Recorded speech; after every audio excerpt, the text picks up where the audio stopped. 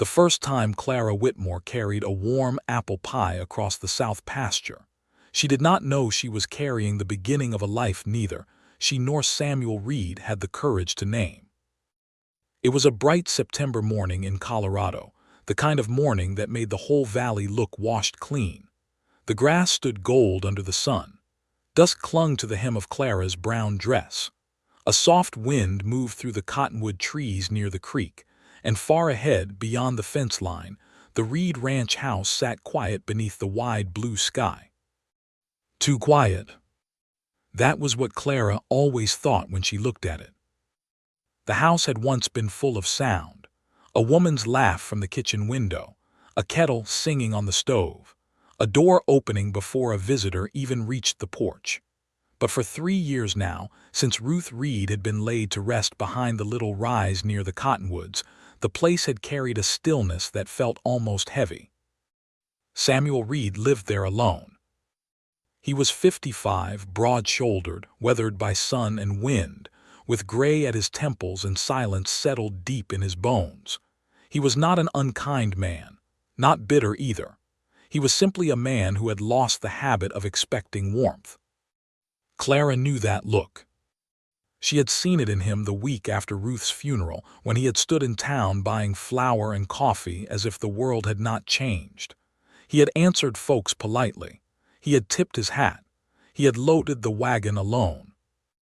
But his eyes had looked like a lamp with the flame turned low. That was why Clara began bringing food. Not every day, never enough to make it seem like pity. Just once a week on Tuesdays when her own chores on the Whitmore place allowed it. Sometimes it was bread wrapped in a clean cloth, sometimes stew in a covered pot, sometimes biscuits, jam, or a small cake when sugar was not too dear. And every time, Samuel said the same thing. "You did not have to do this, Miss Clara." And every time, she answered the same way. "I know."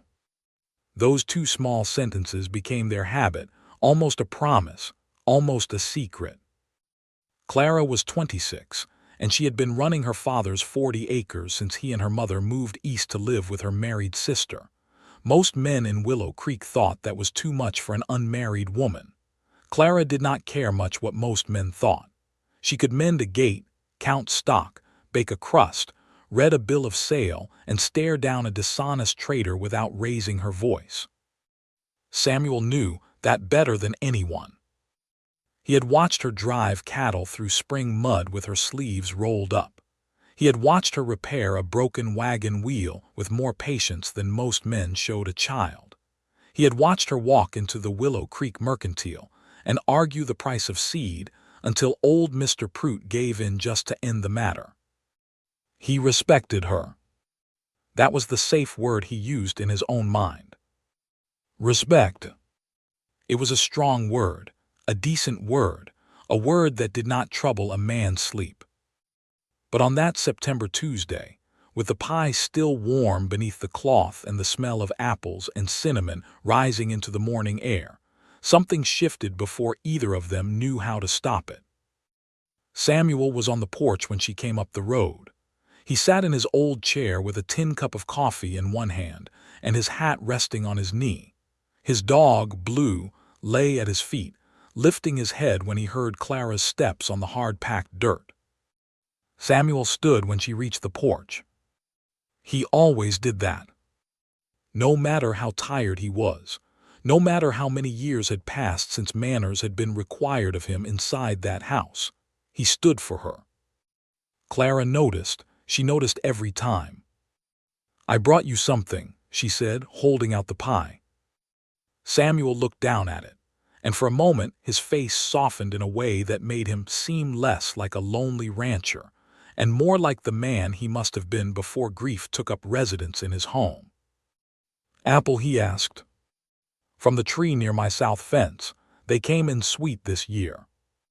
He lifted the cloth just enough to see the golden crust. One corner of his mouth moved.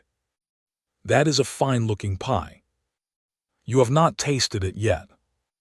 I know enough about your baking to trust the evidence." Clara smiled, but she looked away quickly, toward the barn, where a brown mare shifted behind the rail.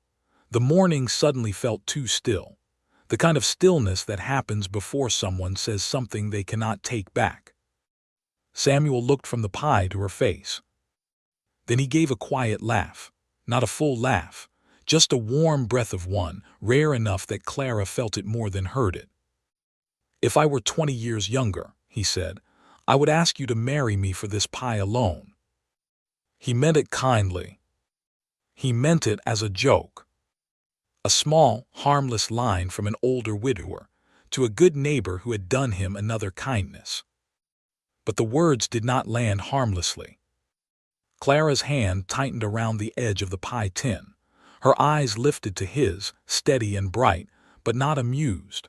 The wind moved a loose strand of hair across her cheek. Blue gave one soft thump of his tail against the porch boards. Samuel stopped smiling. "What?" he asked quietly. Clara swallowed. Her heart had begun beating in a foolish, dangerous way. For 3 years she had carried bread and stew and pie across that field. For 3 years she had told herself it was kindness, only kindness, nothing more. But a heart can lie only so long before one careless joke pulls the truth into the light. 20 years would not change what matters, she said. Samuel stared at her, as if he had heard the words but could not find the meaning. Clara set the pie carefully on the porch table. Her hands were trembling now, so she folded them before he could see. "I should get back," she said. "There is a loose rail on my west fence." "Clara." The way he said her name nearly stopped her. She turned, but only halfway. Samuel stood on the porch with his coffee forgotten in his hand, his gray eyes fixed on her like a man watching a door open in a wall he had believed was solid. "What did you mean by that?" he asked. Clara looked past him, into the dim doorway of the ranch house. She could see the clean but empty kitchen, one chair pulled out at the table, one cup near the stove, one life made smaller because the man inside it had decided smallness was safer than hope. Then she looked back at him. "I think you know," she said softly. Before he could answer, she stepped down from the porch and walked back across the yard, her boots brushing through dust and dry grass. She did not look back, though every part of her wanted to. Samuel remained where he was. The pie sat on the table between sunlight and shadow. The dog lowered his head again. Far off, a hawk circled above the valley. And Samuel Reed, who had survived burial, winter, loneliness, and 3 years of quiet Tuesdays, stood on his own porch with his heart beating like something had just woken beneath old ashes. For the first time in years, the empty house behind him did not feel empty because Ruth was gone. It felt empty because Clara had walked away. And that frightened him more than grief ever had. For the rest of that day, Samuel Reed did not taste the pie. He carried it inside, set it in the center of his kitchen table, and stood looking at it as if it had spoken to him. The room smelled of apples, butter, and cinnamon, but underneath that sweetness was something that troubled him more than hunger. Clara's voice would not leave him. 20 years would not change what matters. He poured coffee and forgot to drink it. He took down his work gloves and set them back on the peg. He walked to the barn, then stopped halfway across the yard because he could not remember why he had gone there. Blue followed him in patient silence, then sat near the water trough and watched his master with the tired wisdom of an old ranch dog who had seen men lose arguments with themselves before. Samuel finally went to the north fence because fences were honest. A broken rail was a broken rail. A loose post did not say one thing and mean another. Wire did not look at a man with soft eyes and leave him standing on a porch like a fool. But even the fence gave him no peace. Each strike of the hammer brought back Clara's face, not the polite face she gave folks in town, not the easy smile she used when bringing bread on Tuesdays. The face she had shown him that morning had been open for only a breath, but it had held more truth than he was prepared to carry. He told himself he had misunderstood. That was easiest. A woman of 26 could not be saying such a thing to a man of 55. A capable woman with land, good sense, and a future spread wide before her could not be looking at a lonely widower as if he were something worth choosing. No, he had startled her, that was all. His joke had been careless. She had answered in some kind way he had not understood. By dusk, he had convinced himself of this almost well enough to breathe. Then he went back inside and saw the pie again. It sat under the clean cloth she had brought it in, waiting. Samuel washed his hands at the basin. The water turned brown with dust. He dried them on a towel and cut a small slice. The crust broke under his fork. The apples held their shape just right, sweet but not too sweet, spiced with care, not show. The kind of pie a person made when they knew who would be eating it. He took one bite. Then he sat down slowly. For 3 years, Clara had been learning the quiet shape of his life. She knew he liked less sugar. She knew he drank coffee too strong. She knew he never said when the winter stores were running low, but always looked at the flour sack twice when he thought no one noticed. She knew his porch step had a crack because she stepped over it every Tuesday. She knew his grief did not like being spoken to directly. He had called it kindness because kindness asked nothing of him. But maybe he had called it kindness because he was afraid to call it anything else. The next morning, Samuel rode into Willow Creek for salt, lamp oil, and nails. He told himself the trip had been planned, though it had not. He simply needed noise around him, voices, wagons, the ring of the blacksmith's hammer, anything that might drown out the words moving through his mind. Willow Creek was waking under a clean autumn sun. Horses stood tied along the rail outside Pruett's Mercantile. 2 boys chased each other past the water trough until Mrs. Henson called them back with a sharp word. Somewhere down the street, a piano played unevenly from the saloon, though it was far too early for such a thing.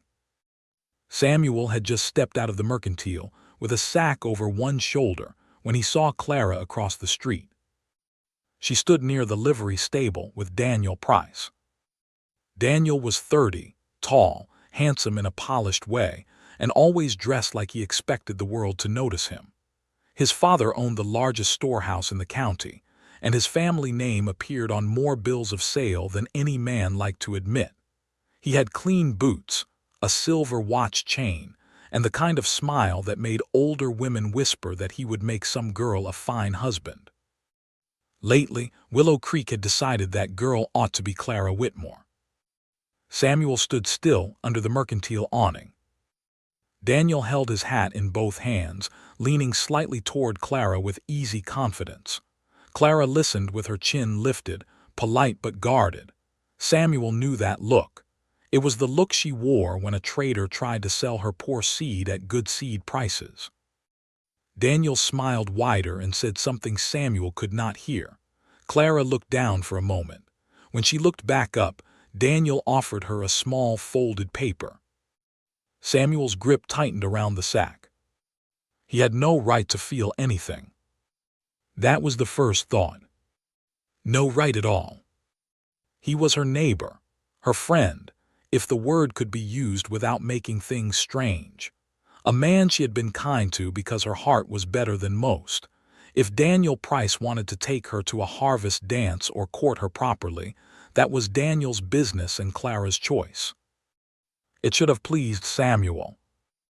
A young man, good prospects, a known family, a future that would not leave her sitting beside an older husband's sickbed while her own hair was still dark. That thought went through Samuel like cold water. He turned away before Clara could see him watching. Inside the mercantile, Mrs. Pruett was wrapping buttons for a customer, but she still noticed Samuel's face. Women like Mrs. Pruett noticed everything. They built whole histories out of one glance and were right often enough to be dangerous. "Fine morning, Mr. Reed," she said. "It is. You see Miss Whitmore outside." Samuel set the sack of nails on the counter a little harder than necessary. "Street is public." Mrs. Pruitt's mouth twitched. "Daniel Price has been paying her a good deal of attention." "So I hear. Folks think it would be a sound match." Samuel looked toward the window despite himself. Clara was still there. Daniel was now laughing at something, though Clara was not. "A sound match," Samuel repeated.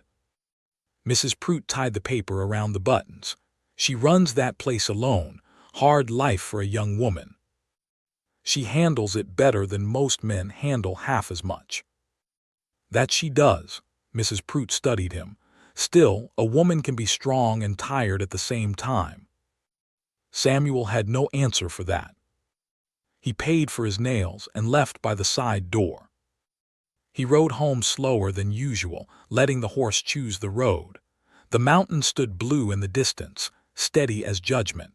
Dry leaves moved across the trail. The wind carried the smell of pine and cold water. By the time he reached the Reed place, he had made a decision. He would stay out of Clara's way. It was the decent thing, the sensible thing, the responsible thing. He would thank her next Tuesday, kindly. He would make the visits shorter. He would not let her waste her heart on a man who had already spent the better part of his life. That evening, he took the last piece of pie to the porch and ate it while the sun dropped behind the hills. It tasted even better cold. That made him angry. Not at Clara, never at Clara. At himself. At time. At the cruel arithmetic that made a man count years when his heart had only just remembered how to beat. Across the field, a lantern glowed in Clara's kitchen window. Samuel watched it until it blurred in the deepening dark. He thought of Daniel Price standing near her in town, clean and young and easy. He thought of Clara's trembling hands on the pie tin. He thought of Ruth, gone 3 years, and wondered what she would say if she could see him now. The answer came so clearly that he almost looked over his shoulder. She would have told him not to turn loneliness into virtue. Samuel closed his eyes. When he opened them, the lantern across the field was still burning. And for the first time, he understood that the hardest thing ahead of him would not be loving Clara. It would be believing he had the right to let her love him back. Clara Whitmore did not see Samuel watching from the mercantile awning that morning. If she had, she might have understood sooner why Tuesday came, and felt wrong before she even reached his porch. She had spent the days after the pie pretending she had not said too much. She scrubbed her kitchen table until the wood looked new. She checked the west fence twice. She took inventory of flour, beans, coffee, salt, and lamp oil as if a neat pantry could quiet a restless heart. But every task brought her back to Samuel's face when she said those words. 20 years would not change what matters. She had not planned to say it. That was the trouble with truth. It had a way of stepping out before a person was dressed for it. By Tuesday morning, she baked bread because bread felt safer than pie. Pie had already caused enough trouble. The loaf was wrapped in a clean cloth and still warm when she crossed the pasture, but her steps were slower than usual. The air had turned sharper. A thin layer of frost clung to the low grass near the creek, shining bright until the sun touched it. The Reed Ranch house stood ahead, steady and plain, with smoke rising from the chimney. Blue barked once when he saw her, then came trotting across the yard with his tail low and happy. Clara bent to scratch behind his ears. "At least you are not acting strange," she whispered. The dog leaned into her hand, as if accepting praise for his good judgment. Samuel came out before she reached the porch. That alone made her stop. Usually he waited in the chair with his coffee. Usually he gave her a quiet nod and stood only when she placed her foot on the first step. Today he was already standing near the rail, hat in hand, face unreadable. "Morning," Clara said. "Morning." She held out the bread, no pie this time. His eyes dropped to the cloth, then back to her. "Bread is plenty." The words were ordinary, his voice was not. Clara climbed the steps and set the loaf on the small porch table. The place where the pie had rested the week before seemed louder than it should have. She looked toward the barn, toward the yard, toward anything except his face. Samuel cleared his throat. "You did not have to come today." Clara turned back slowly. "I know." For 3 years, those words had been warm between them. Today they landed cold. Samuel seemed to hear it too. He looked down at his hat, turning the brim once in his hands. "I mean," he said, "you have your own work, your own place. Folks in town needing your time." Clara's chest tightened. "Folks in town." He shifted. "Daniel Price for one." There it was. Not anger, not accusation, something worse. Distance. Clara stared at him. "You saw us." "I saw him speaking with you." "That is all he was doing." Samuel nodded. "He is a decent man." "He is a man with polished boots and too many opinions about himself." A faint smile almost touched Samuel's mouth, but he caught it before it could live. "He is young." Clara folded her hands in front of her apron. "So are colts. That does not mean I wish to marry one." "Clara." The way he said her name carried a warning, gentle but firm. A man trying to guide her away from a cliff he had already decided was there. She hated it. For 3 years she had watched him carry sorrow without complaint. She had admired his steadiness, his patience, the way he never spoke a careless word if silence would do less harm. But now that same patience stood between them like a locked gate. Samuel took a breath. "You have a full life ahead of you." "So do you." He gave a quiet laugh, but there was no humor in it. "I have more behind me than ahead." "That is not yours to decide." His eyes lifted then. "It is exactly mine to decide when it concerns what I can fairly offer someone." Clara felt the sting of tears and was angry at herself for it. She would not cry on his porch like a child who had been refused a sweet. She was a grown woman. She had buried hopes before. She could bury this one too if she had to. But not without telling the truth once. "Do you think I brought food here for 3 years because I did not know your age?" she asked. Samuel went still. "I know how old you are. I know your hair is gray at the temples. I know your knees trouble you when the weather turns cold, though you pretend they do not. I know you sit on this porch every evening after chores and look west until the light is gone. I know you keep Ruth's blue cup on the second shelf because you are not ready to move it. I know you fix everyone's fence before your own. I know you say little because you believe words should be worth the breath." Her voice trembled, but she did not stop. "And I know Daniel Price is 30, rich enough, handsome enough, and exactly the kind of man this town thinks I should want. But I do not want a man because he fits neatly in other people's mouths." Samuel's hands tightened around his hat. Clara looked at him, no longer hiding. "I want a man I can trust when the storm comes." The porch was silent. Somewhere near the barn a horse stamped once. The wind moved along the dry grass with a soft whisper. Samuel's face changed, but not enough for her to understand it. Pain was there. Fear too. Something tender fighting hard not to show itself. For a moment she thought he might step toward her. Instead he looked away. "That is why I have to be careful," he said. Clara felt the words settle inside her like a door closing. She nodded once, not because she agreed, but because pride was sometimes the last blanket a person had left. "I understand." "No," he said quickly, "I do not think you do." "I understand enough." She picked up the empty cloth from last week, folded it and tucked it beneath her arm. "You are trying to be noble." His jaw tightened. "And maybe you are," she continued softly. "But from where I stand, it feels a great deal like being refused for loving someone honestly." That struck him. She saw it. Good, she thought, though it hurt her to think it. Clara stepped down from the porch. Blue followed 2 steps, then stopped as if even he knew he should not cross this moment. At the yard gate, she turned back. "I will not bring anything next Tuesday," she said. "Not because I am angry, because if my kindness has become a burden to you, I will not force you to carry it." Samuel looked at her then, and the sorrow in his eyes nearly broke her. But he did not call her back. So Clara walked home across the field with her head high, and her heart aching hard enough that every breath felt sharp.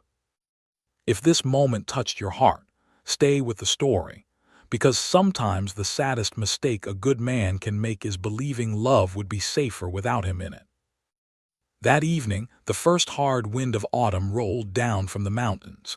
It rattled the reed porch boards and shook the kitchen window in its frame. Samuel sat at the table with Clara's bread before him, untouched. The house was quiet. Too quiet. He looked at the second shelf, where Ruth's blue cup still sat exactly where she had left it. For the first time in 3 years, Samuel spoke to the empty room. "I think I heard her." The wind answered against the glass. And somewhere across the dark pasture, Clara Whitmore blew out her lantern early, laid the folded cloth beside her bed, and told herself she would not cry for a man who was only trying to protect her. But before dawn, the west fence broke in the storm. And by morning, Samuel would have to decide whether staying away was kindness or the worst cowardice of his life. By sunrise, the storm had left the valley looking bruised. Clouds hung low over the Colorado hills, gray and heavy, with streaks of pale light breaking through in thin lines. The grass lay bent flat in places. Branches scattered the yard. A loose shutter knocked softly against the reed house, tap, tap, tap, like a nervous hand asking to be let in. Samuel had not slept much. He had spent half the night at the kitchen table, listening to the wind and looking at the bread Clara had brought. He had eaten 1 slice close to midnight, not because he was hungry, but because leaving it untouched felt like another wrong thing added to the day. It tasted of warm flour, salt, and care. That made the silence worse. When dawn finally came, he took his coat from the peg, stepped out into the cold yard, and began checking the damage. A limb had fallen near the well. 2 roof shingles had come loose on the smokehouse. The east gate had blown open and hung crooked on 1 hinge. Small things, fixable things. Then he looked across the south pasture. At first he thought he was only seeing broken brush along Clara's west line, but when the wind shifted, he saw the truth. 3 rails down, 1 post leaning hard, a gap wide enough for cattle to push through if they found it. Samuel stood still. The west fence. The very fence Clara had mentioned before she walked away from his porch. For 1 long moment, he told himself not to move. She had said she would not come next Tuesday. She had drawn a line because he had forced her to. If he crossed the field now, would he be helping her or only making it harder for both of them? Then he saw 2 of her cows near the broken section, noses low, curious, drifting toward the gap. Samuel cursed under his breath, soft and tired, then went for his tools. Kindness did not wait for a man to understand his own heart. By the time he reached Clara's fence, the ground was soft under his boots and the air smelled of wet earth and split pine. He carried a bundle of spare rails over 1 shoulder and a coil of wire in his left hand. Blue trotted beside him, pleased to have work that made sense. Clara was already there. She stood near the broken post in a faded brown coat, her hair pinned badly beneath a scarf, 1 glove missing, the other dark with mud. She had a hammer in 1 hand and a look on her face that told Samuel she had been fighting the fence since before full light. She saw him and stopped. The wind moved between them. "I can manage it," she said. Samuel set the rails down carefully. "I know." Her eyes narrowed, not in anger exactly, but in hurt trying to protect itself. Then why are you here? He looked at the broken fence, then at the cattle, then back at her. Because knowing you can manage something does not mean you should have to manage it alone. That answer touched something in her. He saw it, but she turned away before it could stay. I did not ask for help. No. You made it plain yesterday that distance was best. Samuel took the coil of wire from his hand and set it on the grass. I made a mess yesterday. Clara did not look at him. He waited because she deserved the time. A gust of wind pushed across the field. Her scarf loosened near her cheek. She lifted one muddy hand to fix it, but the missing glove made her fingers red with cold. Samuel noticed. He had noticed her for years, he realized. Not in the sudden way of a man surprised by beauty, but in the steady way of someone who had been learning another life without admitting it. He knew when she was tired. He knew when she was pretending not to be. He knew the line that appeared between her brows when she was holding back words. That line was there now. He pulled off his own gloves and held one out. She looked at it. I have one. You are missing the other. I know that. Then take mine. For a moment, pride stood between her hand and his glove, then the cold one. She took it without thanking him and pulled it over her bare fingers. Samuel picked up the fallen rail, post first. She gave a short nod, post first. They worked in silence after that. Not the comfortable silence of their old Tuesdays. This silence had splinters in it. Still, it held. Clara steadied the post while Samuel drove it deeper into the wet ground. He did not take over. He did not speak to her like she was helpless. When she reached for the hammer, he handed it to her. When he needed the wire held tight, she held it tighter than most men could. The work warmed them both. Mud climbed the hems of their clothes. Blue herded the curious cows away from the gap twice and looked proud of himself each time. The clouds thinned above the mountains, and sunlight began to touch the tops of the wet fence rails. At last, Clara leaned her weight against the repaired section. It held. Good, she said. Samuel nodded. Good. The word hung there, small and useless after everything they had not said. Clara removed his glove and held it out. Her fingers were still cold, but not shaking now. Thank you, she said. He took the glove, but not quickly enough to avoid the brush of her hand against his. Both of them felt it. Both pretended they had not. Samuel looked toward her house. The yard beyond it was scattered with fallen branches. One section of roof near the kitchen lintel looked loose. He could see a bucket overturned near the well and one shutter hanging crooked. You have more damage, he said. I know. I can help with that too. Her face closed again. Samuel. There was warning in her voice, but also weariness.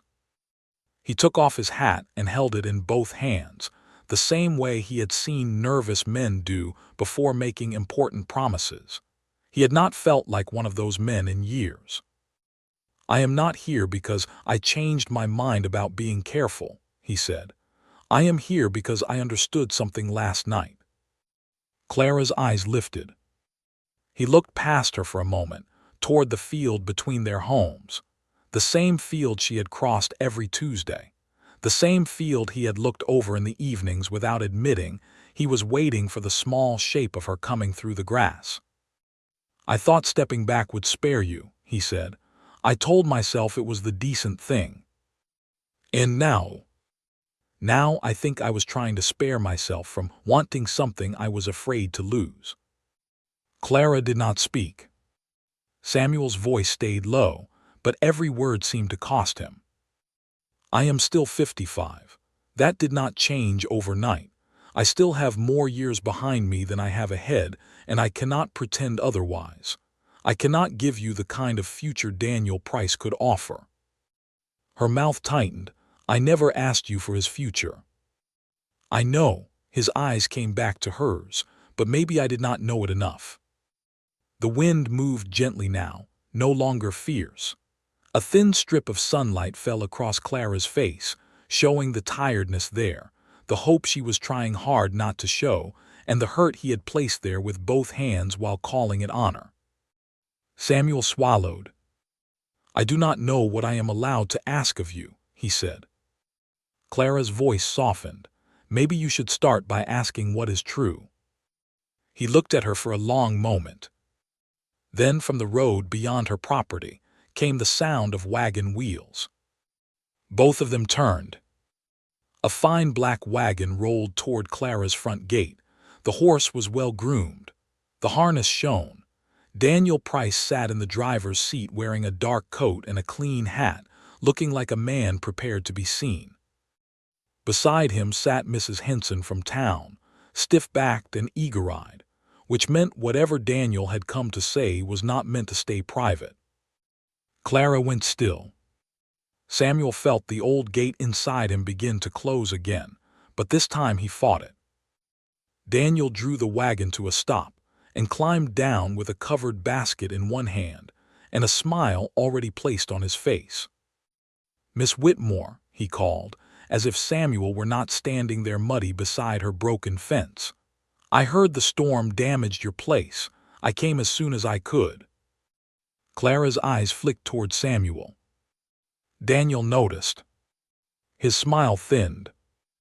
And in that muddy field, with the repaired fence between them and the town's judgment rolling right up to Clara's gate, Samuel understood that the storm had not ended at sunrise. It had only changed shape.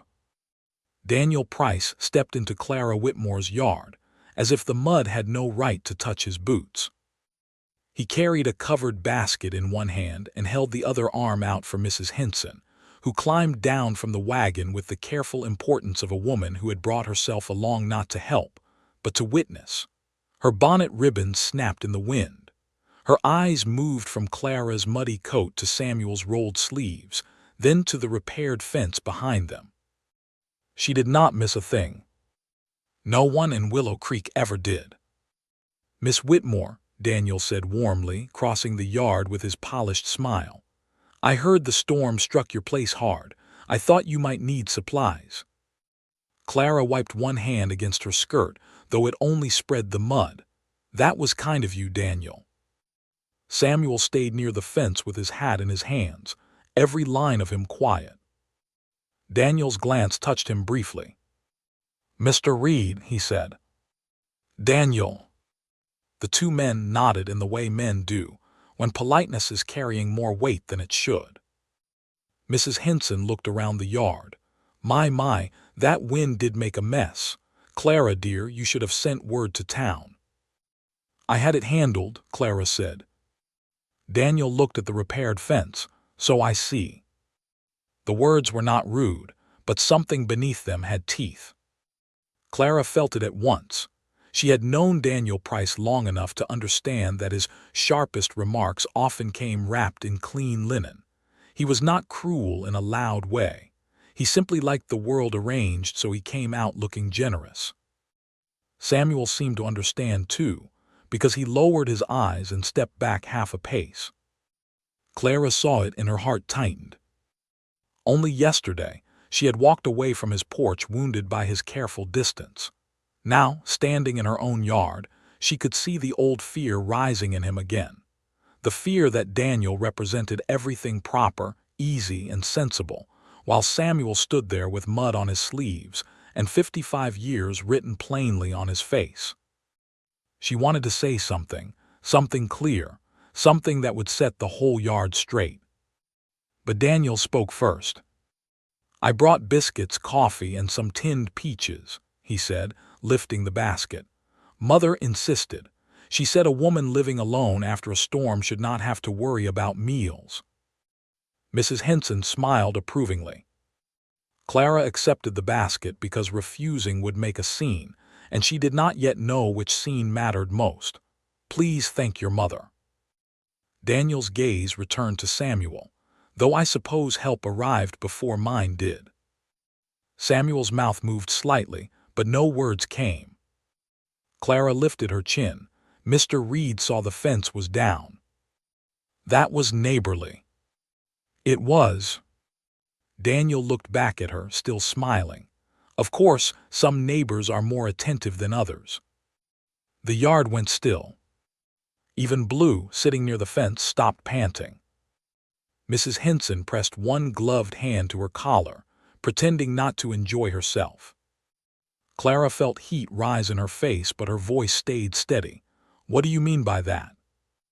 Daniel blinked, as if surprised she would ask. "Nothing unkind, only that folks have noticed how often you and Mr. Reed help one another." Folks notice weather too. It does not mean they understand it. Samuel looked at her then. Daniel's smile faltered. Mrs. Henson cleared her throat.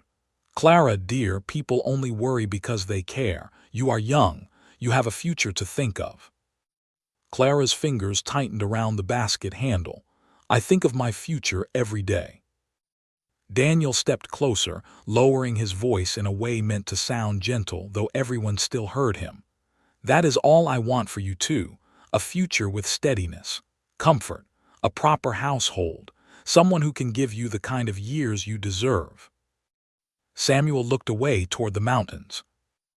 That small motion hurt Clara more than Daniel's words. Because Samuel was listening. Worse, he was agreeing with the part of Daniel that wounded him most. Daniel reached into his coat pocket and took out a small cream-colored card. "The harvest supper is in 2 weeks," he said. "I know I asked before, but I hoped you might give me a clearer answer today. I would be honored to escort you." Mrs. Henson's face brightened. This was the moment she had come to witness. Clara looked at the card. It should have been simple. She should have refused at once. But Samuel stood only a few steps away, wearing the same guarded expression he had worn on the porch. If she spoke too quickly, would he think she was choosing him because of pressure? If she spoke too gently, would Daniel think she was leaving a door open? The whole yard seemed to wait. A shutter banged once against the house. Clara set the basket on the ground. "Daniel," she said carefully, "you have been respectful to me, and I do not want to answer you in a way that shames kindness." He straightened, uncertain now. "But I cannot go with you to the harvest supper." Mrs. Henson drew in a sharp breath. Daniel's card lowered an inch. "May I ask why?" Clara felt Samuel's attention return to her, quiet and almost frightened. "Because I would be accepting an offer everyone else thinks is right, while my heart has already told me it is wrong." Daniel's face changed. Not much, just enough to show the pride beneath the polish. His eyes moved to Samuel. "I see." "No," Clara said, and her voice grew firmer. "You do not. This is not a contest between two men. I am not a ribbon at a fair." Samuel's head lifted. Clara looked from Daniel to Mrs. Henson, then toward the road where Willow Creek waited beyond the bend with all its open ears and busy tongues. "I run my land. I pay my debts. I mend my own fences when I can and accept help when it is freely given. I am not lost because I am unmarried. I am not unsafe because I live alone. And I am not confused because I do not choose the man everyone expected me to choose." Mrs. Henson's mouth opened, then closed. Daniel's face had gone stiff. "I meant no insult." "I know," Clara said, "but a kind insult still leaves a mark." Samuel's hands closed around his hat. Daniel swallowed his pride as best he could. To his credit, he did not raise his voice. "Then I apologize." Clara nodded once, accepted. But it was not over. Daniel looked again at Samuel. This time, there was less polish in his eyes. "Mr. Reed," he said, "I hope you understand the weight of what is happening here." Samuel stepped forward before Clara could answer for him. He was still muddy. His coat was old. His hair was wind-tossed and gray at the temples. He looked nothing like the man Willow Creek would have chosen for a young woman with her whole life ahead of her. But when he spoke, his voice was steady. I understand more than you think." Daniel waited. Samuel looked at Clara, and something in his face softened with pain and respect. "I understand that Miss Whitmore owes no man her future just because he offers one. Not you, not me." Clara's breath caught.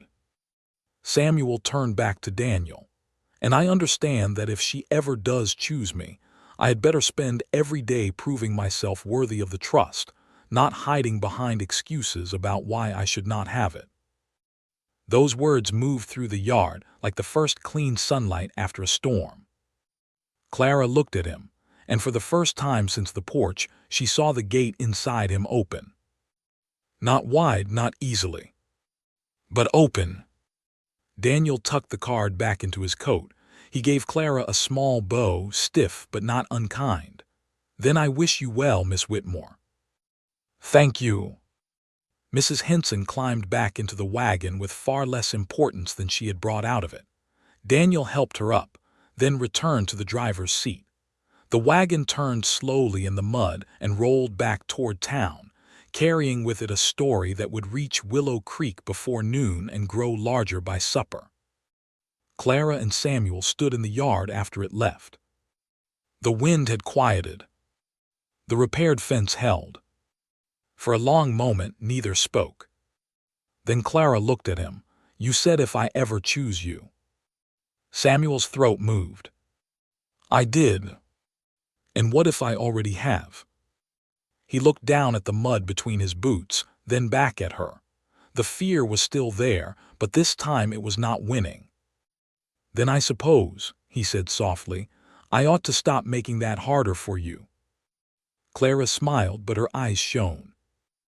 Before either of them could say more, a shout rose from the road. Not Daniel's voice. A ranch hand from the East Ridge came riding hard, his horse lathered and wild-eyed. He pulled up near Clara's gate, breathing fast. "Miss Whitmore," he called. "Mr. Reed, you both need to come quick. The storm washed out part of Miller Creek crossing. There is a wagon stuck down there and one wheel is hanging over the bank." Samuel's whole body changed at once. "Who was in it?" he asked. The rider looked toward Clara, then Samuel. "Reverend Cole and 2 children from the schoolhouse." Clara went pale. Samuel reached for his horse without another word. And just like that, all the soft truths of the morning were pushed aside by a danger that would show Willow Creek exactly what kind of man Samuel Reed really was. The ride to Miller Creek felt longer than it had any right to feel. Samuel Reed rode ahead with his coat snapping behind him, and his jaw set in that hard, quiet way Clara had seen only a few times before. The ranch hand who brought the warning stayed beside them, pointing once toward the low road where the storm had torn through the land like a careless hand. Clara followed close behind on her mare, Belle, one hand tight around the reins, her heart beating fast enough to hurt. "Reverend Cole. 2 children.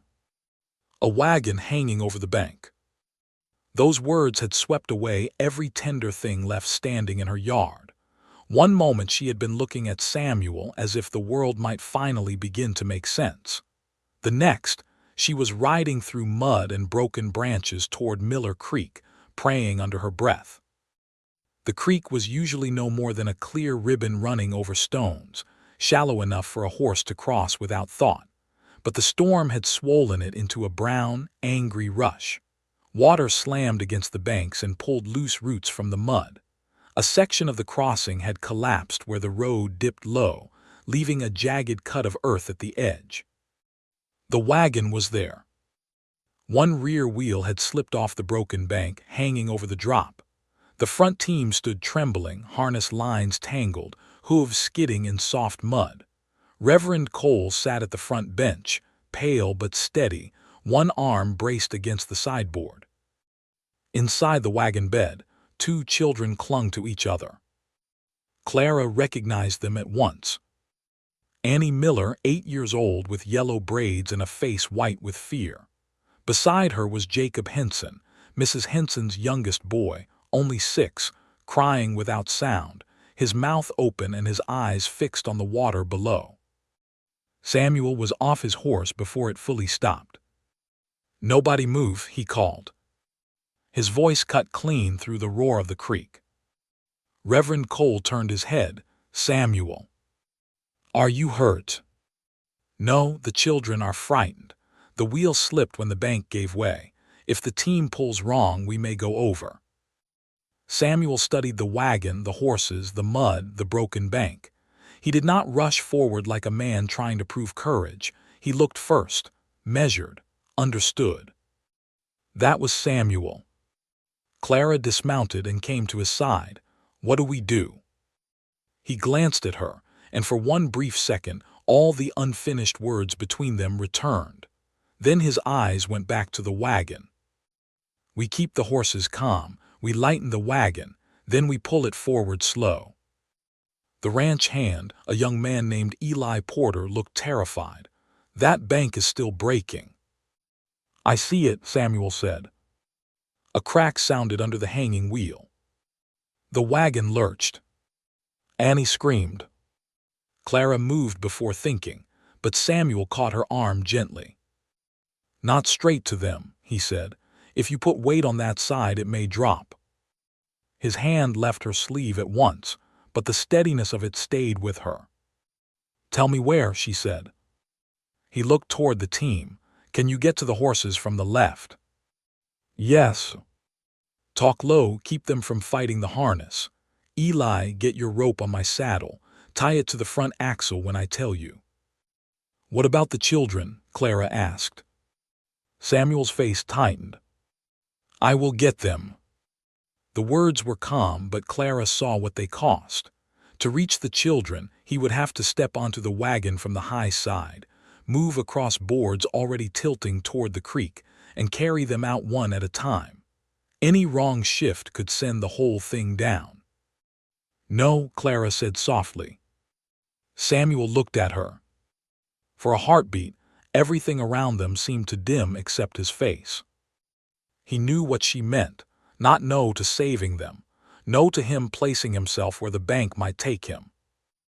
"I have to," he said. Clara wanted to argue. She wanted to tell him he was not young, not quick the way he had once been, not allowed to matter to her this much, and then step into danger with that grave calm on his face. But Annie cried again, and Jacob called for his mother. So Clara swallowed every selfish word and nodded. "Then do it careful." A faint warmth touched Samuel's eyes. "I was planning on it." Clara went to the horses. The team shuddered as she approached, their flanks slick with rain and fear. She kept her voice low, the way her father had taught her. "Easy now, easy boys, you are all right." One horse rolled its eye toward her. She set a hand on its neck, feeling the wild tremble beneath the skin. Behind her, Samuel moved. He climbed onto the high side of the wagon with the slow care of a man crossing thin ice. The boards creaked under him. Reverend Cole held his breath. Eli stood ready with the rope, his hands shaking so badly he fumbled the knot twice before getting it right. "Annie," Samuel said. The little girl stared at him, tears streaking through dust on her cheeks. "I need you to look at me, not the water. I am scared. I know. I want my mama. I know that too, but right now you are going to come to me and I am going to carry you to Miss Clara. Can you do that?" Annie shook her head. Samuel lowered himself to one knee, though the wagon dipped under the change in weight. Clara's hand tightened in the horse's mane. Samuel did not look away from Annie. "My wife used to say fear gets smaller when you give it a job," he said gently. "Your job is to hold my neck and not let go, that is all." The word wife struck Clara, but not with jealousy, with sorrow, with understanding. Ruth still lived in the gentle things he said when children were frightened. Annie crawled toward him. The wagon groaned. Samuel lifted her carefully, pressing her small face against his shoulder. He turned with measured steps and passed her down into Clara's arms. Clara held the girl tight. "I have you."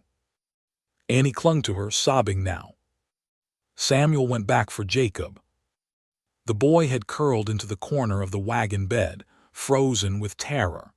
Reverend Cole tried to coax him, but Jacob shook his head again and again. The creek tore at the bank below. Another clump of earth broke loose and fell into the water. "Samuel," Reverend Cole warned. "I know." Clara looked over her shoulder. "Jacob, listen to me. Your mother is waiting for you." At that, the boy looked up. Clara softened her voice. "She will be very upset if you make her wait too long." Even through fear, Jacob knew his mother well enough to believe that. He gave a small nod. Samuel reached for him. Just then, one of the team horses slipped. The harness snapped tight. The wagon jerked forward, then sideways. Jacob screamed. Samuel lost his footing and dropped hard against the sideboard, one arm catching the rail, the other still reaching for the boy. Clara cried out his name before she could stop herself. The sound crossed the creek bank raw and clear. Samuel looked at her. Not at the danger, not at the broken earth. At her. And in that one look, something passed between them that no town gossip, no age, no careful fear could ever undo. Then Samuel hauled himself up, grabbed Jacob with both arms, and pulled the boy against his chest. "Eli," he shouted, "now." Eli threw his weight against the rope. Clara pushed the nearest horse forward with one hand while keeping Annie behind her with the other. Reverend Cole took the reins and shouted to the team. The wagon moved. 1 inch. Then another. Mud sucked at the wheels. The hanging rear wheel struck the broken edge and climbed, slipped, then caught again. Samuel stood braced in the wagon bed with Jacob held tight, his face pale from the strain. "Pull," Clara shouted. Everyone pulled. With a loud crack of wood and mud, the wagon lurched forward onto solid ground. For one stunned second, no one moved. Then Jacob began crying loudly, the full, healthy cry of a child who was safe enough to be afraid. Clara ran to the wagon as Samuel climbed down with him. The moment his boots touched earth, his knees nearly buckled. Clara reached him without thinking, one hand against his chest, the other gripping his arm. "Samuel, I am all right. You are lying. A little." She let out a breath that was almost a laugh and almost a sob. Reverend Cole climbed down slowly, shaken but unharmed. He placed one hand on Samuel's shoulder. "You saved them." Samuel looked away, uncomfortable with praise. "We all did." But Clara was still staring at him. Mud streaked his coat. One sleeve was torn. A thin line of blood marked the back of his hand where the wagon rail had scraped him. Nothing serious, but enough to make her heart twist. He had tried to step away from her in the name of kindness. Then he had walked into danger for children who were not his, because that was the kind of man he was. By the time they led the wagon toward town, word had already begun to move ahead of them. A rider was sent to fetch the children's families. Another went to tell Willow Creek what had happened at Miller Creek Crossing. Clara rode beside Samuel in silence.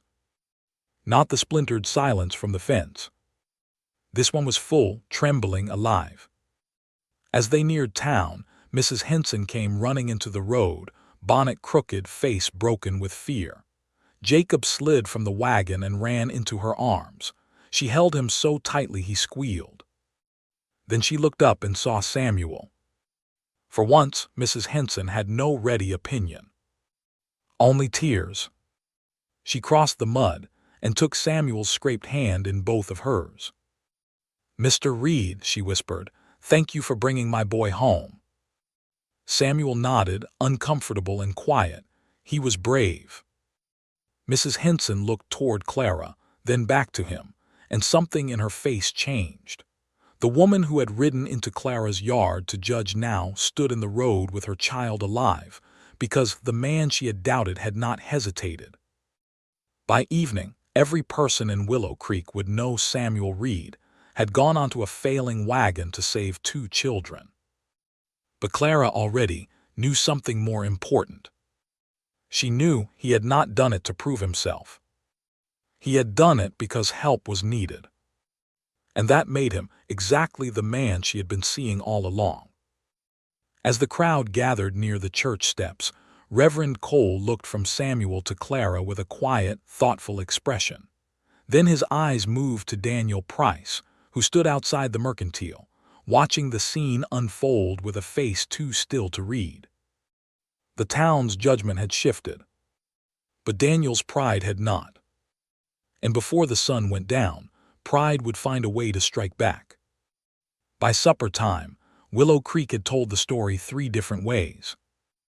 In one version, Samuel Reed had leapt into Miller Creek with a rope between his teeth and pulled the wagon out by hand.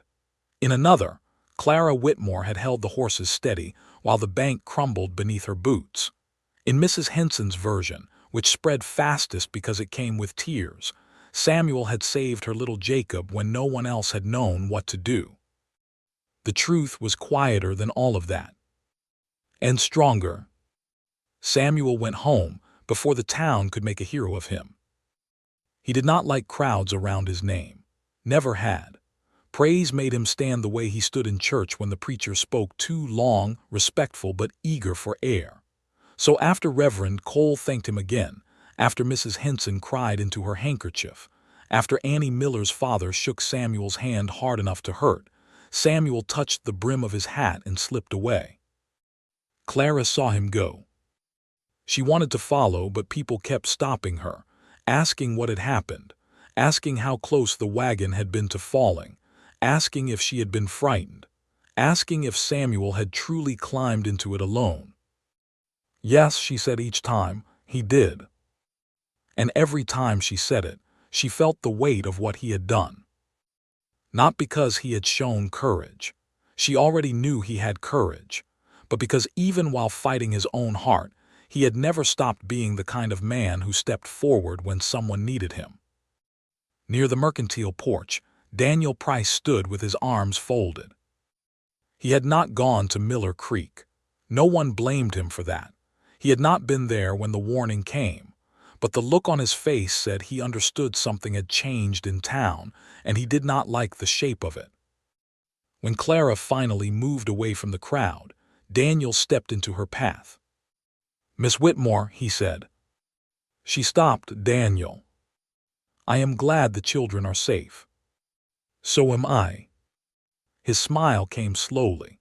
Mr. Reed seems to have earned himself a fair amount of admiration today.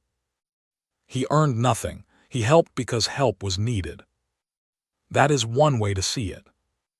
Clara looked at him carefully. And what is the other? Daniel's smile did not reach his eyes. Only that men can be very clever when they wish to improve how they are seen. For a moment, Clara did not answer. The street around them stayed busy. Wagons rolled past. A horse tossed its head at the hitching rail. The evening sun hit the windows of the mercantile and turned them gold. All of Willow Creek seemed close enough to hear, but Daniel had spoken softly, so only she could. "That is a cruel thing to suggest," she said. "I suggested nothing." "You did." Daniel's jaw tightened. He glanced toward the church steps, where Mrs. Henson still held Jacob close as if he might vanish if she loosened her arms. "I am only saying you should be careful. A woman's sympathy can cloud her good sense." Clara's voice went cold. "My good sense is not yours to measure." "I worry for you." "No," she said, "you worry that I did not choose you." That struck him harder than she expected. For one brief second, his polished manners cracked and showed the wounded pride beneath. Then he put the smile back. "You are tired," he said. "It has been a hard day." "And yet I am thinking clearly." Clara stepped around him and walked toward her horse. Daniel did not stop her. But as she untied Belle from the rail, she felt the weight of his stare on her back. She had refused him in her yard. Samuel had spoken with dignity in front of him. Then Samuel had saved 2 children and gained the town's respect in a single afternoon without asking for it. Daniel Price was not a wicked man. But wounded pride can make a decent man dangerous in small ways. Clara rode home under a deepening sky, but instead of turning toward her own place, she crossed the field to the Reed Ranch. Samuel's kitchen window glowed with lamplight. She found him at the table, sleeves rolled up, cleaning the scrape on his hand with more stubbornness than skill. His coat hung on the back of a chair, torn at the shoulder. The remains of Clara's bread sat beside a tin plate. He looked up when she knocked on the open door. "You should be home resting," he said. "So should you." "I am home." "That is not the same thing." He looked down at his hand. "Fair." Clara stepped inside without waiting to be invited. The kitchen was warm, plain, and quiet. A kettle sat on the stove. The blue cup still rested on the second shelf. She saw it, but she did not look at it long. "Give me that cloth," she said. Samuel lifted his brows. "You are making it worse. I have cleaned cuts before." "On cattle." "Mostly." "Then give me the cloth." A small smile touched his mouth, tired but real. He handed it over. Clara sat across from him and took his hand. The moment her fingers closed around his, the room changed. Samuel went still. She cleaned the scrape gently, wiping away mud and dried blood. It was not a serious wound, but his hand told its own story. Work scars, old rope burns, thick knuckles, a small crooked place near the thumb from some long-ago break that had never healed straight. Hands that had fixed her fence without being asked. Hands that had lifted 2 frightened children out of danger. Hands that trembled only slightly now, because hers were holding them. "You scare me today," she said. His eyes stayed on their joined hands. "I scared myself a little." "Only a little." He gave a soft breath that might have been a laugh, maybe more than a little. She tied a clean strip of cloth around the scrape. Samuel watched her, his face open in a way it rarely was. The lamplight caught the gray in his hair and the lines near his eyes. Clara saw all of it, not as warnings, not as numbers, as proof of a life lived with weight and care. When she finished, she did not let go. "Daniel spoke to me after you left," she said. Samuel's expression changed. "What did he say?" "That I should be careful. That sympathy can cloud good sense." Samuel looked away. Maybe he is not entirely wrong. Clara tightened her grip on his hand. He looked back. "Do not do that," she said. "Do what?" "Help him build a wall between us." Samuel was silent. Clara's voice softened. "I know what people will say. I know they will count your years and mine. I know some will think I am foolish and some will think you are. But I am asking you to stop standing with them against me." The words landed hard. Samuel's throat moved. For a while, only the stove crackled between them. Then he said, "I have been afraid that loving me would cost you too much." Clara's heart shifted at the word loving. He seemed to hear it too, because his eyes lowered, but he did not take it back. "What if refusing to be loved by you costs me more?" she asked. Samuel closed his eyes for a moment. When he opened them, there was pain there, and hope. Hope was the part that frightened him most. "I was married for nearly 30 years, he said quietly. "Ruth was not just my wife. She was the witness to my whole life. When she died, I thought that part of me had gone with her." Clara listened without moving. "I did not know a man could have 2 truths in him without betraying one of them," he continued. "I loved her. I still honor her. And then you came every Tuesday with bread and stew and pie, and I started waiting for the sound of your steps before I admitted I was waiting." Clara's eyes filled. Samuel looked ashamed of the tears gathering in hers, as if he had caused another hurt. "I do not want to replace her," Clara said. "I know. I would never ask you to stop remembering her. I know that too." "Then let me be what comes after sorrow," she whispered, "not instead of it." The kitchen went very quiet. Samuel looked at her like those words had reached a locked room inside him and opened it with a simple key. Slowly, carefully, he turned his hand beneath hers and held on. "I do not know how to do this without fear," he said. Clara smiled through her tears. "Then do it afraid." Outside, the wind moved over the porch, softer now than it had been in the storm. Blue gave a sleepy sigh near the stove. The lantern flame trembled, then steadied. For the first time, Samuel did not pull away from what was happening. He rose from his chair and crossed to the shelf where Ruth's blue cup sat. Clara watched him lift it with both hands. He held it for a long moment, his thumb resting near the rim. Then he set it gently in the cupboard, not hidden, not discarded, just moved from the place of mourning to the place of keeping. Clara understood. It was not a grand declaration. Samuel was not built for those. It was better. It was a man making room. If you believe a heart can love again without forgetting what came before, stay with this story, because Samuel's hardest choice is still ahead. The next morning, Willow Creek woke to a new rumor. Daniel Price had gone to Reverend Cole before breakfast and asked whether a courtship between Clara Whitmore and Samuel Reed should be allowed to continue without the church speaking plainly about it. By noon, the whole town knew there would be a meeting after Sunday service. And Clara, standing in her kitchen with Samuel's bandage cloth folded in her hand, realized that love had finally stepped into the open. Now the town would try to decide if it had the right to stay. Sunday morning came with church bells and hard faces. Willow Creek looked peaceful from a distance. White church walls, dusty street, horses tied along the rail, women in pressed dresses, men in dark coats brushed clean for service, children warned to keep their hands still and their boots out of the mud.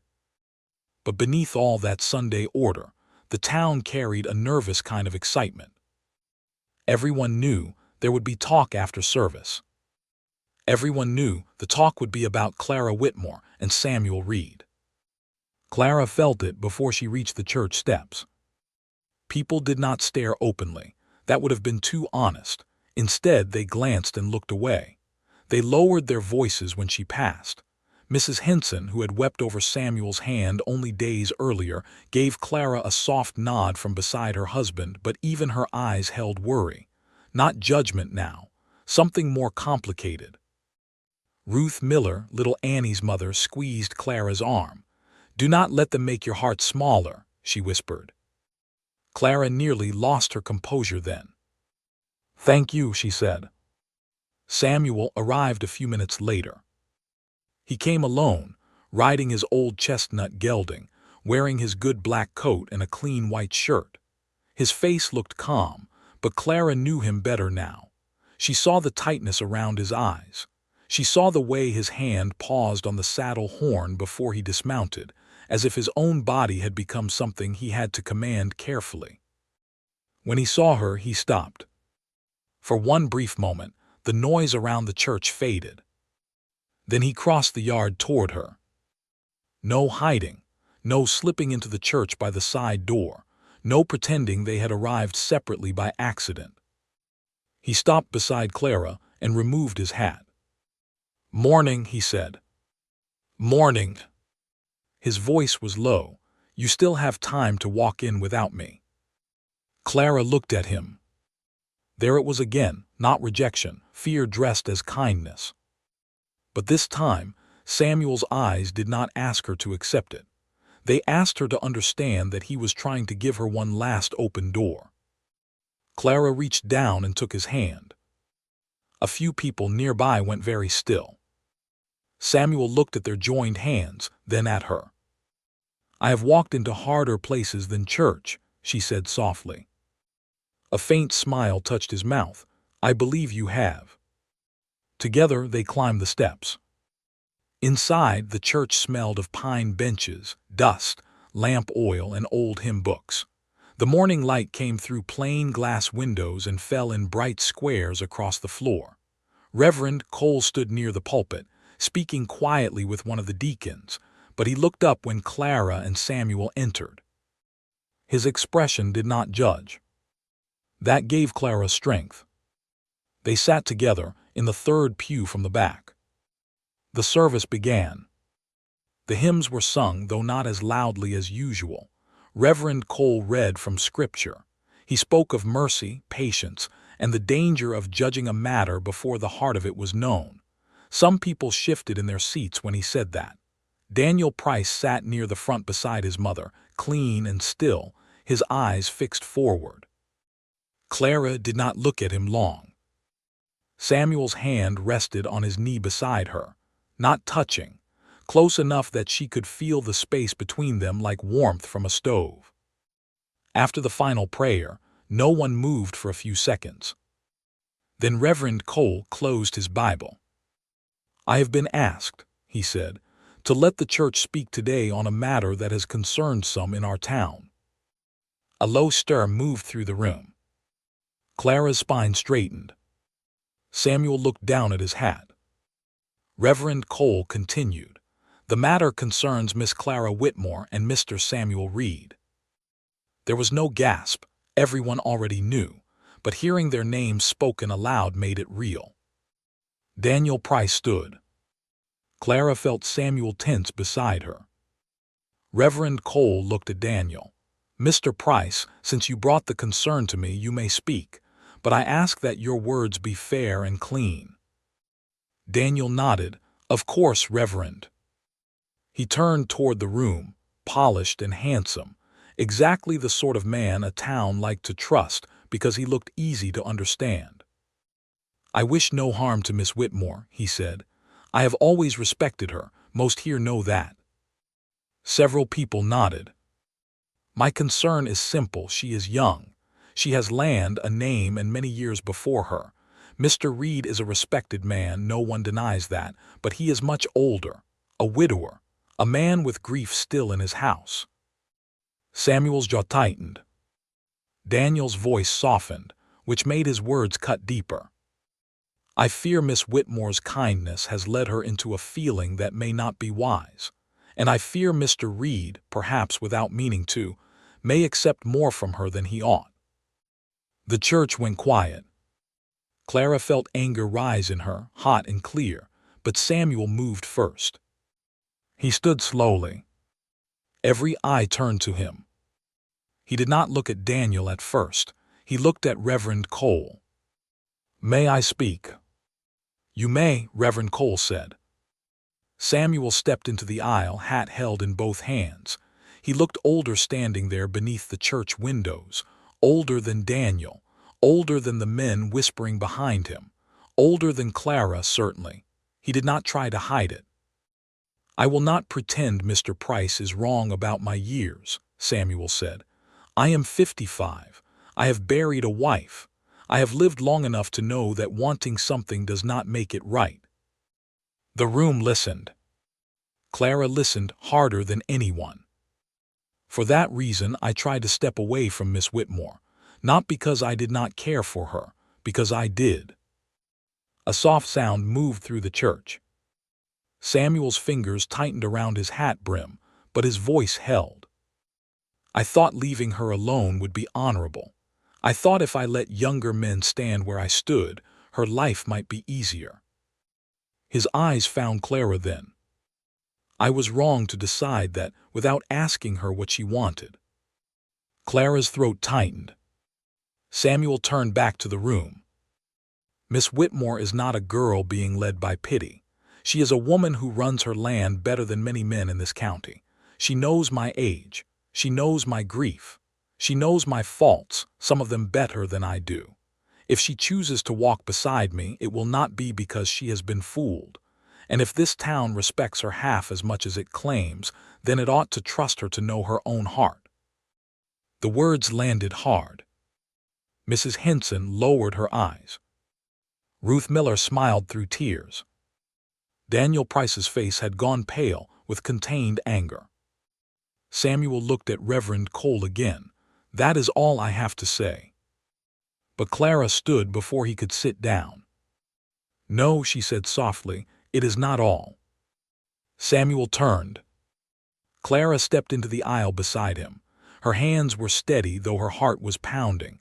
She looked at the faces around her, some kind, some doubtful, some only curious, all of them waiting to see whether she would defend herself like a child or speak like the woman she was.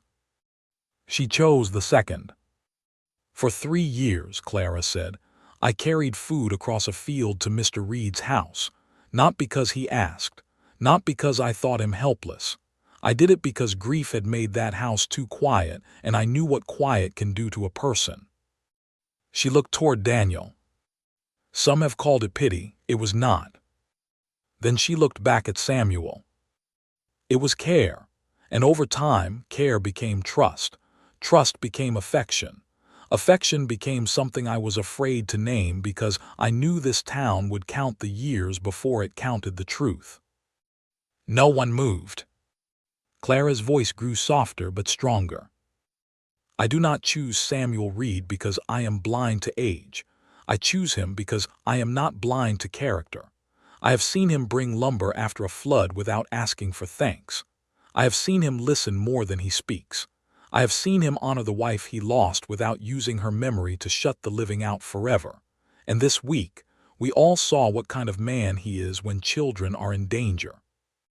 Samuel looked at her like each word was both gift and wound. Clara took his hand again. This time in front of everyone. "I am not asking this town to understand my heart," she said. "I am asking it to stop trying to own it." The church was silent. Then little Jacob Henson slipped from his mother's pew and walked into the aisle. Mrs. Henson reached for him, but he had already gone to Samuel. The boy looked up at him. "You saved me," he said. Samuel bent slightly. "You were brave." Jacob shook his head with all the seriousness of 6 years. "Mama says brave is being scared and doing it anyway." A soft laugh moved through the room, tender and low. Jacob looked at Clara, then at Samuel. "So maybe you can be brave about Miss Clara too." The laugh broke into something warmer. Even Reverend Cole smiled. Samuel looked helpless for a moment, and Clara had to press her lips together to keep from laughing through tears. But Daniel did not smile. He stood near the front pew, his pride exposed now, no polish left to cover it. "This is touching," he said, voice tight, "but feeling does not answer the practical matter." Reverend Cole turned to him. "And what practical matter remains?" Daniel looked straight at Clara. "Her land." The church fell quiet again. Clara's hand stiffened in Samuel's. Daniel took a folded paper from his coat. "Miss Whitmore may speak of independence, but there is a debt note against her property. My father holds it. Payment is due before winter. If she cannot meet it, the Whitmore land will pass by law. A proper husband could protect her from that." The word struck the room like a thrown stone. Samuel looked at Clara. Clara had gone white. Not because Daniel had lied. Because he had told a truth she had hidden from everyone. Even Samuel. For a moment, Clara Whitmore could hear nothing but the blood moving in her own ears. The church had not grown louder. It had grown worse than loud. It had gone silent in the way a room goes silent when every person inside it understands that a private wound has just been uncovered in public. Daniel Price stood with the folded paper in his hand. His face held no victory at first. That made it more painful. He looked almost sorry, as if he had convinced himself this was kindness, as if dragging her trouble into the church aisle was not cruelty, but rescue. Clara's fingers went cold around Samuel's hand. He felt it, she knew he did. He did not pull away. That was the first mercy. Reverend Cole stepped forward, his face stern now. "Mr. Price, this is not the place to speak of private debts." Daniel bowed his head slightly. "Reverend, I agree it is unpleasant, but if the town is to speak honestly about Miss Whitmore's future, then we must speak of what threatens it." Clara found her voice, though it came out low. "You had no right." Daniel looked at her. "My father holds the note, I know the terms." "That does not give you the right to use them like a whip." A few women lowered their eyes. Mrs. Henson pressed a hand to her mouth. Her face had changed from worry to shame. She had come to the meeting expecting concern. Now she was seeing what concern could become when pride wore its coat. Daniel's jaw tightened. "I offered you a way out. You offered me a cage with a clean door." The word struck him. His mouth opened, then closed again. Samuel had still not spoken. Clara could feel the question in him. Not anger, not accusation, something deeper. Hurt, perhaps, that she had carried this burden alone. Fear, too, that Daniel's words might be true in one way that mattered. Payment due before winter. The Whitmore land passing by law. A proper husband could protect her.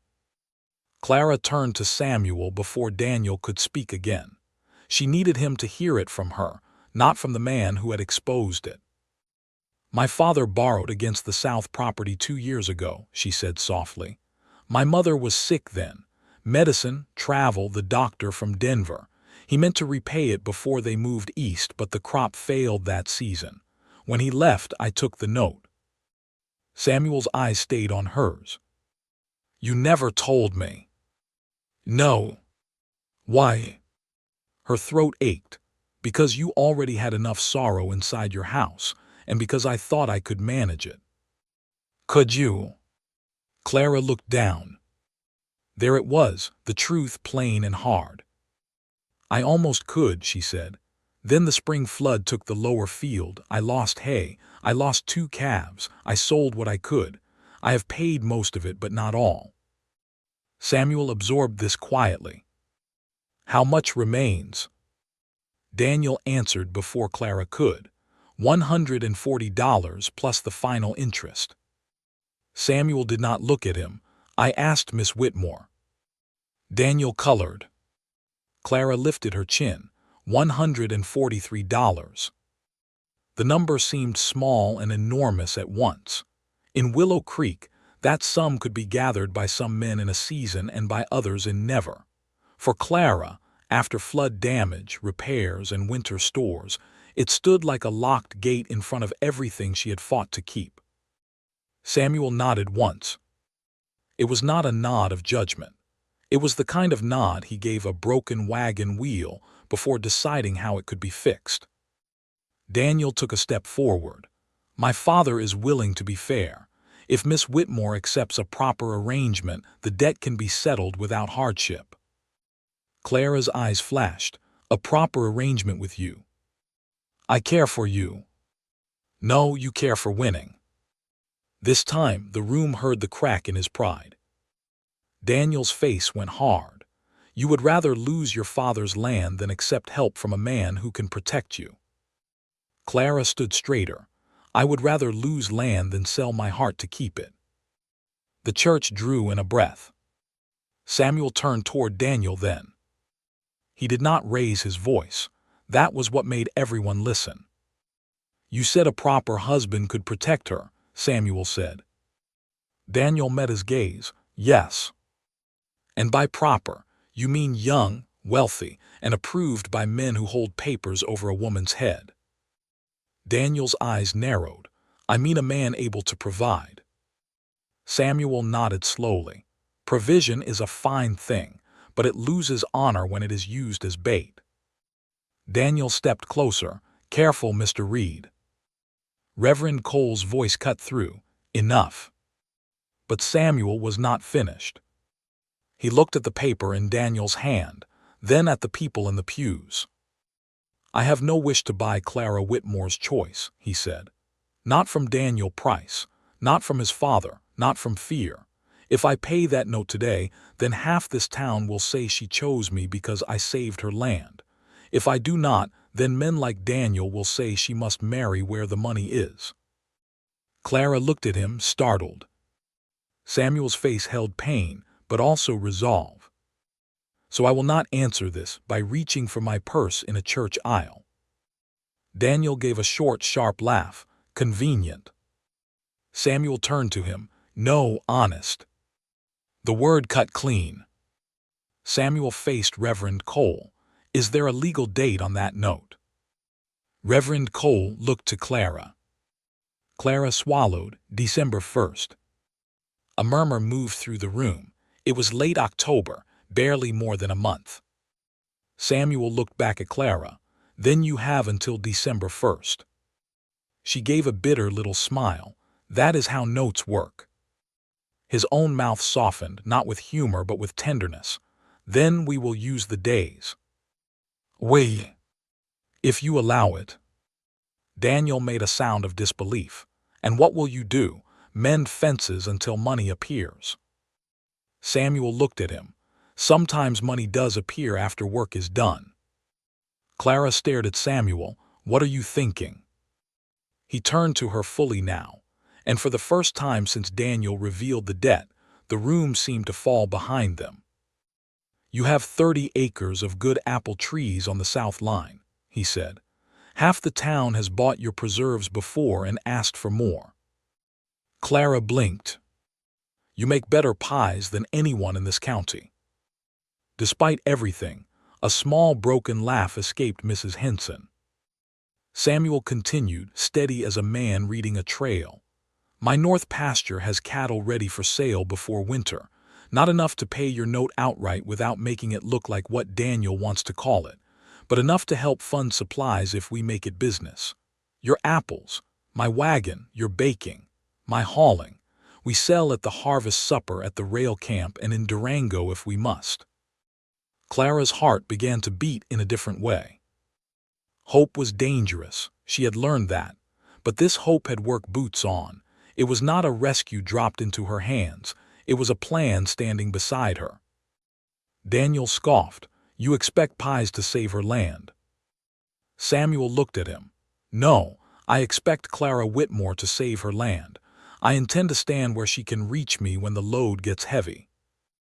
Those words moved through Clara more deeply than any proposal could have. Because he understood. He was not trying to own the problem. He was not trying to buy her safety. He was offering strength without taking her dignity. Reverend Cole stepped down from the pulpit.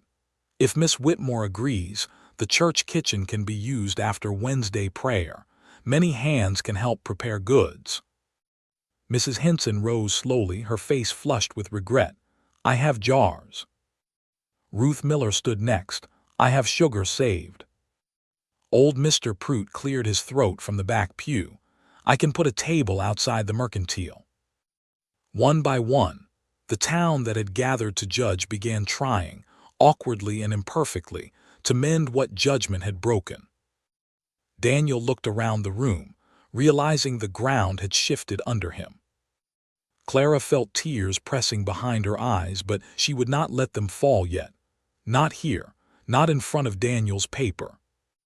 She looked at Samuel. Why would you do this? She asked. His answer was quiet enough that only those near the aisle heard. Because you crossed a field for me every Tuesday when my house was too quiet. Let me cross one for you. Clara's fingers tightened around his. If this story has stayed with you this far, tell me in the comments what you would have done in Clara's place. Would you have fought for the land, for love, or for both? Daniel folded the debt note slowly. His face was no longer polished. It was pinched with a kind of anger that had nowhere proper to go. This does not change the law, he said. No, Clara said. It changes the people standing under it. He looked at her for a long moment, then turned and walked out of the church. His mother followed, pale and embarrassed. The door closed behind them. Only then did Clara breathe. By afternoon, Willow Creek had become a different sort of storm. Women brought jars, cloth, and sugar. Men offered wagons, crates, and clean boards for tables. Children were sent to gather apples from Clara's south trees under careful watch. Samuel moved quietly through the work, never taking command from Clara, never letting her be pushed aside. For 4 weeks the valley smelled of apples, cinnamon, wood smoke, and purpose. Clara baked until her hands ached. Samuel hauled crates to the rail camp and came home with coins wrapped in cloth. Mrs. Henson stood beside Clara in the church kitchen for 3 full days and never once mentioned age. Ruth Miller wrote neat price cards. Reverend Cole kept accounts so no one could twist the story later. Daniel stayed away. But his father did not. On the last day of November, one day before the note came due, Mr. Amos Price walked into Pruitt's Mercantile while Clara and Samuel stood at the counter counting the final money. He was a broad man with silver hair and cold eyes, dressed too fine for dust. Daniel stood behind him, shame and anger both written across his face. Amos Price placed the folded note on the counter. "I will take payment," he said. Clara's hands were steady as she pushed forward the pouch. Mr. Pruitt counted the money. Reverend Cole watched as witness.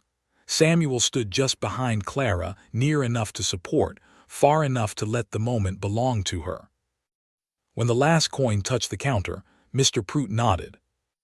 "Paid in full." Clara closed her eyes. The words nearly brought her to her knees. Amos Price signed the release with a tight hand. Daniel would not look at her. Samuel did not smile, not yet.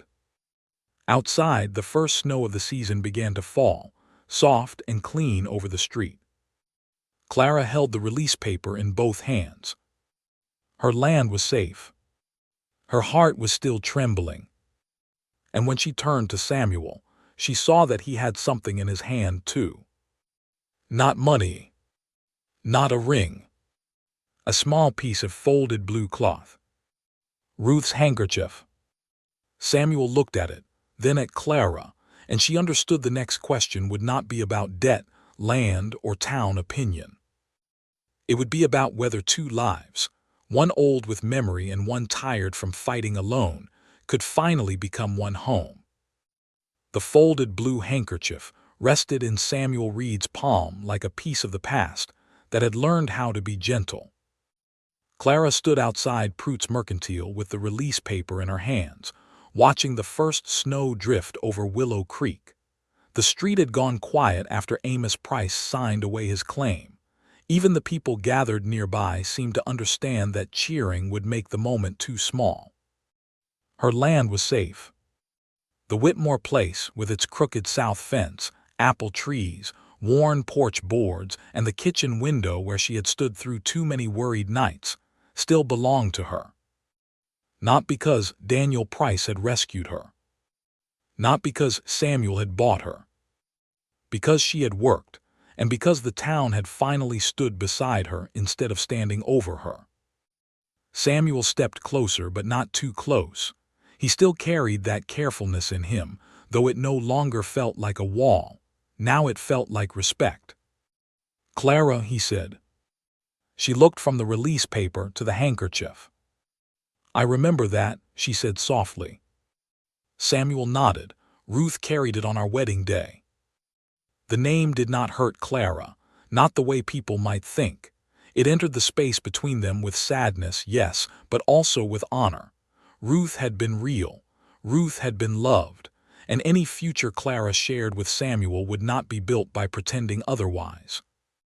Samuel rubbed one thumb over the worn blue cloth. "I kept it in the top drawer of my dresser for 3 years," he said. "Could not use it, could not give it away, could not move it far. Some things sit in a house because a man does not know whether letting go means forgetting." Clara held the release paper against her chest. "And now?" Samuel looked at the snow falling beyond her shoulder. "Now, I think remembering should not keep a house cold." Her eyes filled before she could stop them. He unfolded the handkerchief. Inside was a small ring, plain gold, old but clean, its surface softened by years of wear. Clara knew at once it had not been bought that morning. It had not come from Daniel's polished world or from a shop window meant to impress. It had belonged to a life before her. Samuel held it with both hands. "I asked Reverend Cole yesterday if it would be wrong to offer this," he said. "He told me only Ruth could answer that. Then he said from what he remembered of her, she would likely tell me to stop making sorrow more holy than love." A small laugh broke through Clara's tears. "That sounds like a wise woman." She was. Samuel looked at her then fully, with all his years and all his fear and all the tenderness he had tried so hard to hide. "So are you." The words settled over Clara warmer than any coat. Around them, Willow Creek waited in respectful quiet. Mrs. Henson held Jacob's hand. Ruth Miller stood beside her daughter Annie, who had one red ribbon tied crookedly in her braid. Reverend Cole watched from the mercantile steps. Even Daniel Price remained at a distance near his father's wagon, face pale and unreadable. Samuel did not kneel. The street was muddy, and his knees were not what they used to be. Clara would have scolded him for trying. Instead, he stood before her like a man who had finally stopped running from the truth. "I cannot offer you youth," he said. "I cannot offer you easy years. I cannot promise I will not be afraid sometimes. But I can offer you a home where your strength will not be treated like a burden. I can offer you my name without asking you to lose your own self inside it. I can offer hands that will work beside yours as long as God lets them." Clara's breath trembled. "And I can offer you every Tuesday," he said, voice softening, "and every day after it." The snow fell between them, slow and bright. Clara looked down at the ring, then at the release paper in her hands. For weeks, she had fought to keep her land. For years, she had crossed a field to warm a house that grief had chilled. And somehow, after all the fear, judgment, debt, and silence, she had found herself standing in the middle of town with both things still alive. Her home and her heart. She looked at Samuel and smiled through her tears. "You once told me if you were 20 years younger, you would marry me for a pie." A quiet laugh moved through the people watching. Samuel's eyes softened. "I was a fool when I said that." "No," Clara said. "You were a man trying to joke his way past the truth." He lowered his head. "Maybe so." She stepped closer. "Well," she whispered, 20 years would not have made you braver. The last few weeks did that." Samuel's face changed. Clara held out her hand. "And yes," she said, "I will marry you." The town let out a breath it seemed to have been holding for a month. Mrs. Henson began to cry again, though this time with a smile. Little Jacob clapped because he saw others smiling and believed that was reason enough. Reverend Cole removed his spectacles and wiped them with a handkerchief of his own. Samuel slid the ring onto Clara's finger with a hand that trembled. She did not mind. A trembling hand was not a weak one. Sometimes it meant a heart had finally stepped into the open. Daniel Price watched from near the wagon. For a moment, Clara thought he might say something sharp, one last polished insult to save his pride. But he only removed his hat. Then, to her surprise, he walked toward her. Samuel shifted slightly, but Clara touched his sleeve. Daniel stopped a few feet away. His face looked younger without the confidence on it. "Miss Whitmore," he said, "I was wrong." The street grew still. Daniel swallowed. "I told myself I was helping you. I was not. I was trying to make your trouble prove that I should be chosen." Clara listened quietly. "I am sorry," he said. She looked at him for a long moment. Forgiveness did not erase what he had done, but it could keep the wound from owning the rest of the day. "I accept your apology," she said. "Do better with the next woman who tells you no." A few people coughed to hide smiles. Daniel nodded, humbled enough to hear it. Then he turned and walked back to his father's wagon. The wedding took place in February, when snow still lined the fence posts, and the mountains stood white against a clean blue sky. Clara wore a deep green dress because she said white belonged to girls who had never repaired a roof in the rain. Samuel wore his good black coat, the same one from the church meeting, brushed until it looked almost new. Reverend Cole spoke simply. Mrs. Henson brought pies. Ruth Miller cried. Jacob whispered too loudly that Mr. Reed was being brave, and half the church smiled. When Clara walked down the aisle, Samuel did not look like a man gaining a young wife. He looked like a man being trusted with a miracle he knew he had not earned, but would spend his life honoring. Spring came slowly that year. Clara did not leave the Whitmore land behind. She and Samuel joined the two properties by taking down the old middle gate and building a wider one between them. Some mornings they ate at her kitchen table. Some evenings they sat on his porch.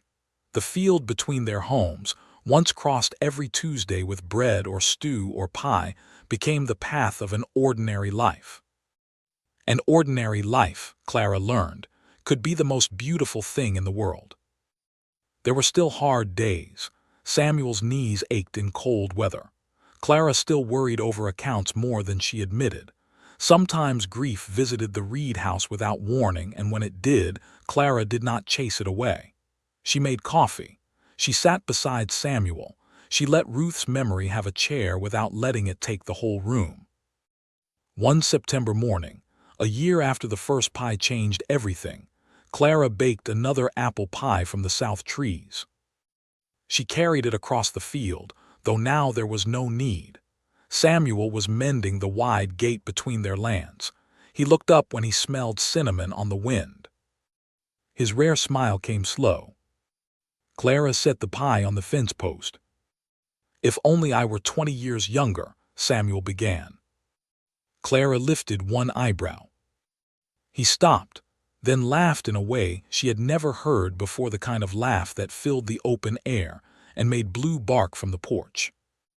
"No," he said, taking her hand. "If I were 20 years younger, I might have been too foolish to know what this was." Clara leaned against the gate beside him. "And what is it?" Samuel looked across the joined land, the apple trees, the ranch house, the pasture, the path worn soft by their own footsteps. "Home," he said. Clara rested her head against his shoulder. Behind them, the old house stood warm in the morning light.